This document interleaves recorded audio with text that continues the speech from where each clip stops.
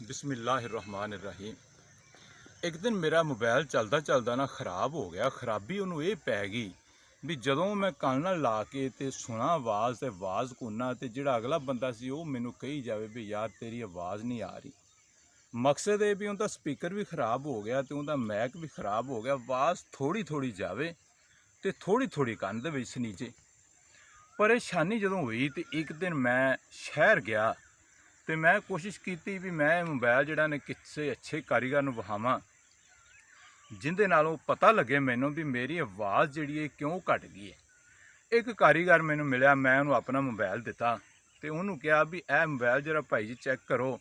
जदों मैं ये गल करना तो मेरी आवाज़ अगे जाती नहीं थी तो जिहड़ी अगले बंदे की आवाज़ मेरे कन्न दे विच नहीं आ रही। उन्होंने वेख्या वुख्या तो एक बुरश फड़िया, यह थले करके सुराख होंदे ने, उन्होंने विच मारना शुरू कर दिता। कोई उतले मने सुराख उन्होंने मारिया तो मैनू कहते भी जरा चैक करो।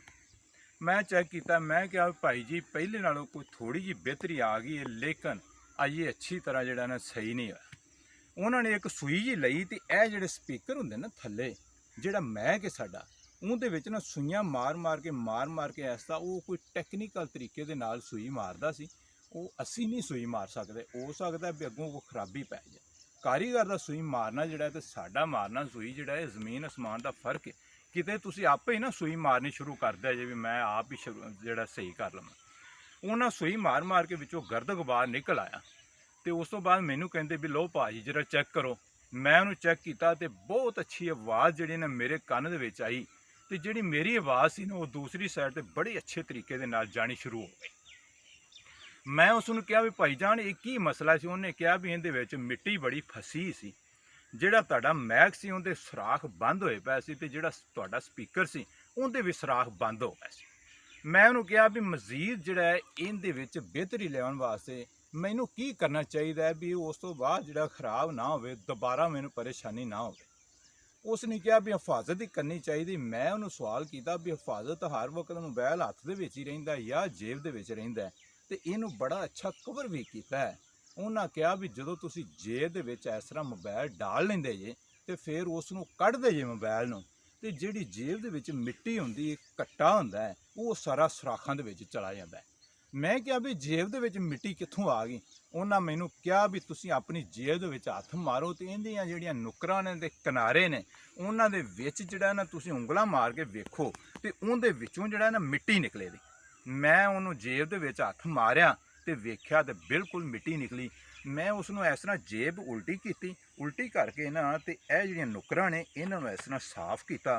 फिर यह दूसरी नुक्कर नूं साफ किया तो बड़ी मिट्टी विचों निकली।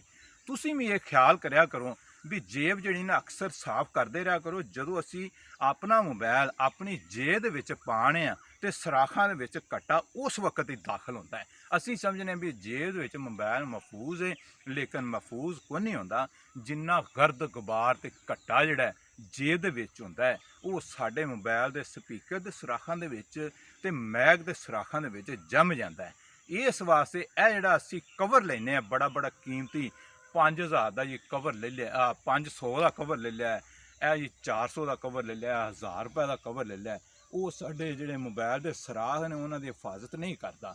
हिफाजत सानू खुद ही करनी चाहिए।